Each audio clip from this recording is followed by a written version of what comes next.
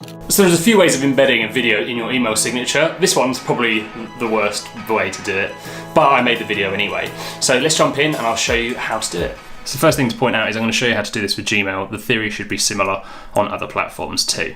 So firstly, locate the link of the video that you want to share, copy it, go over to your Gmail, go to the settings here, and then locate your signature. And all you need to do is copy and paste that in there and hit save. Then I'd recommend testing it.